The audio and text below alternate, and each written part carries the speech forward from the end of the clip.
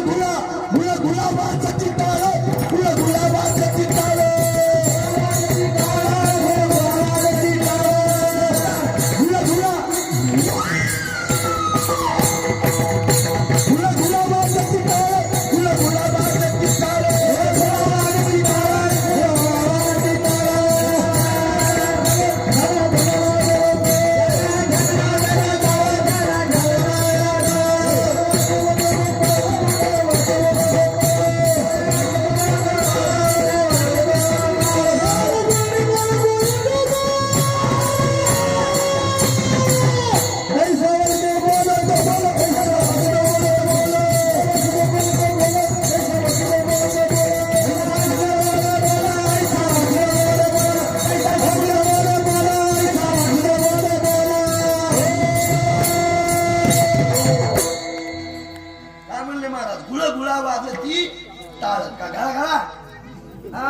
घागरमाळी वाजवत्यात गुळगुळा टाळ वाजवतील त्या माऊली ज्ञानोबराय ना ज्ञानेश्वरी. आता मला सांगा पोराव, ज्ञानेश्वरी कोणी सांगितली? बापा बापा बापा तो त्याच्या नाकात बोट घाली ऐकलं शांत बसावं आता. ते त्याच्या नाकात बोट काय करते लेकरं सांगता येत नाही. आता हा मुलगा इकडे बघा, इकडे इकडे हुशार मुलगा हुशार आहे. महाराज मुलांना शिवाय येते किती हुशारी बघा. ऐका यो इतकी डिरिंग करायला सोपी गोष्ट नाही महाराज. इतकी ह्यो बराबर पुढच्या वेळेस आमदार होऊ शकतो महाराज. काय नाव होतं तुझं? पवन. पवन बरोबर. पप्पाचं नाव प्रकाशराव बाबा. आडनाव खाडे बाबा.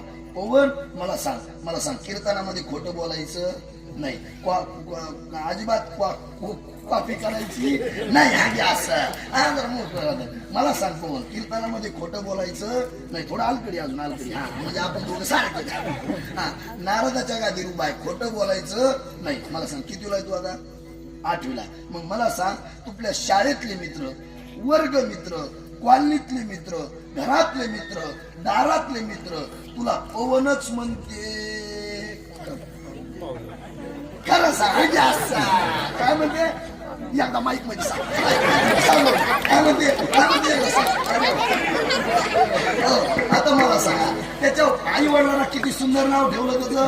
काय ठेवलं? पवन. पण त्याला काय म्हणते? मोठ्याला सांगा काय म्हणते? अरे मला सांगा पवन सुद्धा हनुमान की जय. अरे आजा मेळाना आपल्या मुलाचं नाव काय ठेवलं होतं? नारायण ठेवलं होतं. तर अंधकाल्याचे मामेव स्मरण मुक्ता कलेवर. अंधकाळाच्या टेमाला जर भगवान परमात्म्याचं नाव मुखामध्ये आलं तर आपला उद्धार होतो. नवे तर आपल्याला स्वर्गाच्या वाटा मोकळ्या होत्या. आणि आपण जर आपल्या मुलाचं नाव पवन ठेवलं आणि त्याला जर आपण काय म्हणतो अजून तीच म्हणते पाहू. पण ठेवायचं चांगलं नाव ठेवायचं, चांगलं घ्यायचं. लोक धोरणात घेत नाही. मला सांगा पोरं थोडं मोठ्याने बोला, मुलीनं थोडं मोठ्याने बोला. ऐका एखाद्याचं नाव जर पवन असेल त्याला काय म्हणते लोक? थोडं मोठ्यानं काय म्हणते? पाहुण्या. एखाद्याचं नाव जर ज्ञानेश्वर असेल त्याला काय म्हणते? येण्या. एखाद्याचं नाव जर भगवान असेल त्याला काय म्हणते? भाग्या. एखाद्याचं नाव जर दत्ता असेल त्याला काय म्हणते? अजून मोठ्या थोडं मोठ्या. एखाद्याचं नाव जर गणेश असेल त्याला काय म्हणते? एखाद्याचं नाव जर सखाराम असेल त्याला काय म्हणते? एखाद्याचं नाव जर बाळू महाराज शेळके असेल त्याला काय म्हणते? अरे कोणात तरी पण नका मला बाळ्या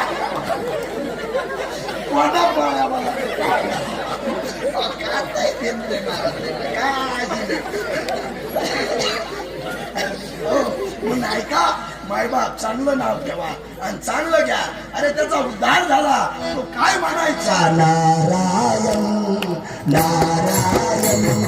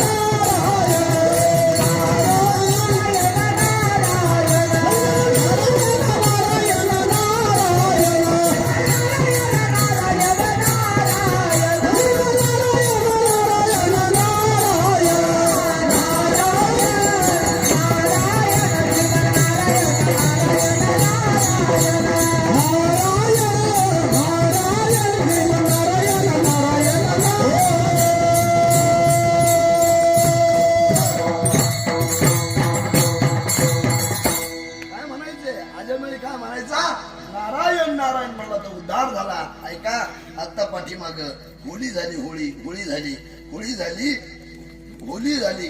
त्या होलिका नावाची आत्या होती, होलिका नावाची आत्या होती. त्या आत्यानं सांगितलं भक्त प्रल्हादाच्या बापाला, हिरण्यकशिपूला, अरे तो इतक्या वेळेस मारण्याचा प्रयत्न केला, दगडामध्ये, हत्तीच्या पायाखाली, उकळत्या तेलामध्ये, नवे नवे तर त्या ठिकाणाहून डोंगरावून लुटून दिलं, तरी भक्त प्रल्हाद मारायला तयार नाही. मग तू काय कर, मला वरदान आहे. कशाचं वरदान आहे? मला अग्नी काही करत नाही. अग्नीची शाल घेतल्याच्या नंतर ब्रह्मदेवाचं वरदान आहे, मला अग्नी काही करत नाही. हे ब्रह्मदेवाचं वरदान. मग काय करावं लागल? एक काम कर, मी आत्ता मारते. कोणाला? भक्त प्रल्हादाला आत्ता मारते. मग एक काम करायचं, सगळी कुणगौऱ्या लावायच्या आणि सगळ्या कुणगौऱ्या लावल्याबरोबर मला त्या मध्यभागी बसवायचं आणि माझ्या मांडीवर त्या भक्त प्रल्हादाला, त्या प्रल्हादाला माझ्या मांडीवर द्यायचं. आणि मांडीवर दिलं की त्या ठिकाणी तुम्ही बाहेरून त्या अग्नीला पेटून द्यायचं, त्या गौऱ्या पेटून द्यायच्या. आणि पेटून दिल्याबरोबर मला अग्नी काही करत नाही, भक्त प्रल्हादाची राख होईल आणि त्या ठिकाणी त्याचा मृत्यू सुद्धा होईल.